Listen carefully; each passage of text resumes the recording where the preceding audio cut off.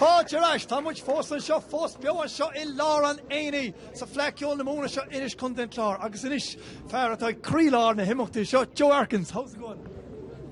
Slightly relieved that it's almost over. We've had an absolutely fantastic week, an absolutely fantastic weekend. I just come from the senior Ceilidh band competition. It's still going. The West County is cracking at the seams, packed to the rafters. Ooh. Exciting times above there with the Ceilidh band competition? Well, there's badger baiting, deer coursing, fox hunting, and none of those are blood sports compared to Ceilidh bands, especially here in Clare. Oh, that's right. And interestingly, out of the 7 bands that are there, I think there's Clare members in at least 6 of them that I know of. But of course, we have a fantastic history with Ceilidh bands here in Clare.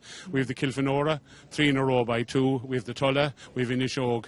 This is the world's capital of Ceilidh bands. It is indeed the world's capital, but not alone Ceilidh bands. I mean, on the world stage, you've Martin Hayes from East Clare, Sharon from West Clare, Maura O'Connell from the square here, Market Square here in Ennis. I mean, Clare has put it on the world stage. And how is it for the younger musicians that are coming up here? The future is bright. Well, I was in Glore last Thursday night for the Clare Youth Thread Orchestra.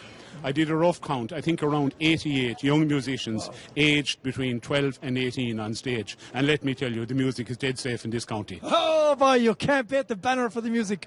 Agus an buinte sin, ní féidir muid a cant faoi ceol a chun den clár, gan trácht a dhéanamh faoin na léacra atá an seo in Acolum, léacra ceol, Tony Lennon and James Quillen.